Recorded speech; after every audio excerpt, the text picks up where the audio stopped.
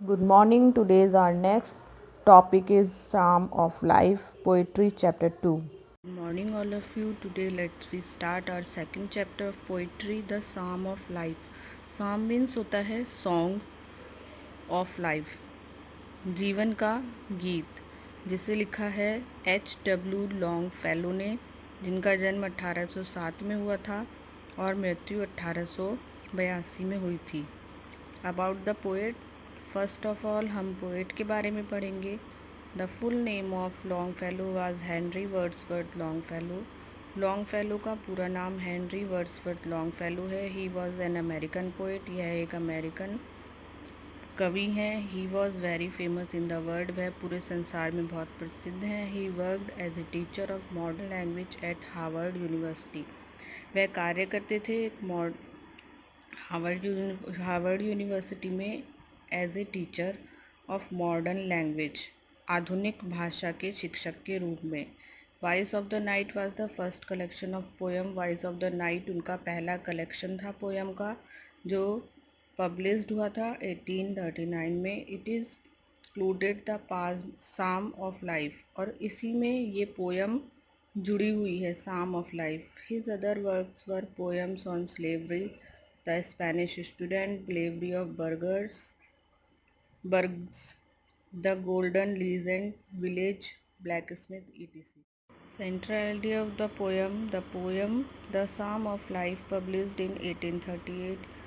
ये पोयम 1838 में पब्लिश्ड हुई थी, छपी थी। Is a celebration of life and earnest effort to see life in the right spiritual perspective. और ये पोयम है सेलिब्रेशन जीवन का, और हमारे जो हम प्रयास करते हैं अपने जीवन को सही आत्मिक दिशा में ले जाने की ओर। In the Psalm, the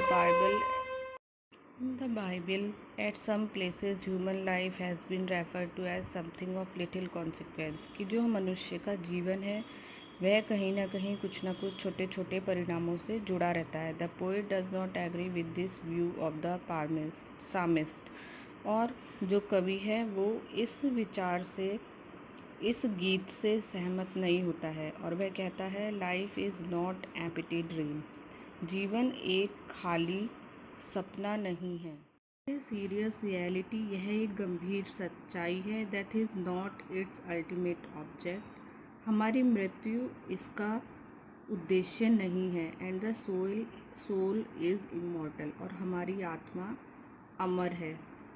sorrow और जॉय, दुख और खुशी, is not is pre oriented way और एम, खुशी और दुख हमारे जीवन के दोनों उद्देश्य नहीं हैं, बल्कि ये हमारे जीवन में आते जाते रहते हैं। Our main duty of life is to work hard and progress day by day, हमारे जीवन का जो मुख्य उद्देश्य है वह है कठिन परिश्रम करना और दिन ब दिन प्रगति करना। In this short and temporary camp of life we should face the circumstances of life as a hero, और हमें अपनी इस छोटी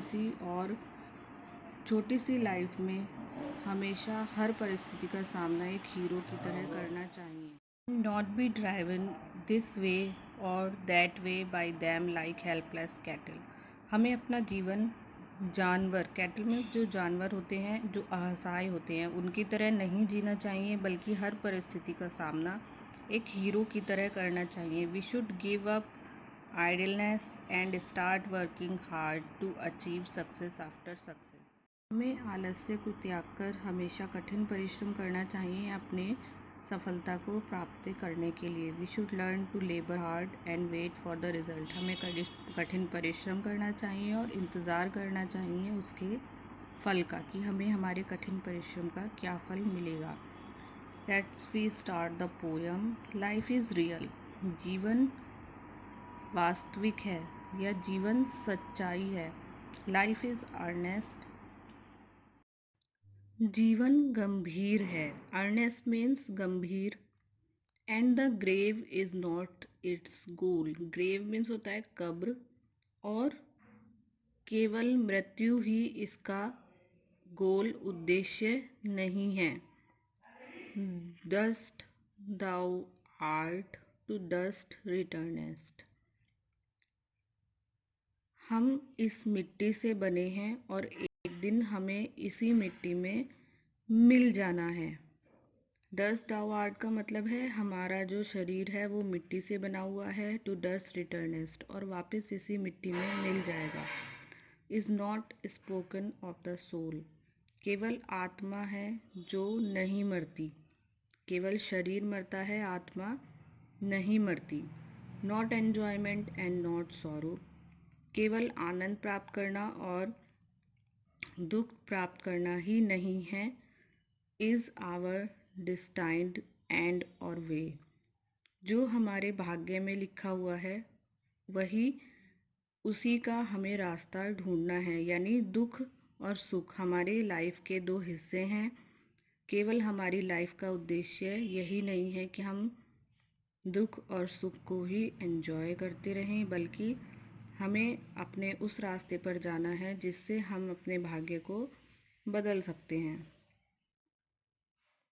but to act that each tomorrow find us further than today, और हमें ऐसे कार्य करने हैं अपने आज में जिससे जब हम आने वाले कल में पीछे मुड़कर देखें तो हम पाएं कि हमने जो भी किया है वो अपने भविष्य के लिए बहुत ही अच्छा किया है।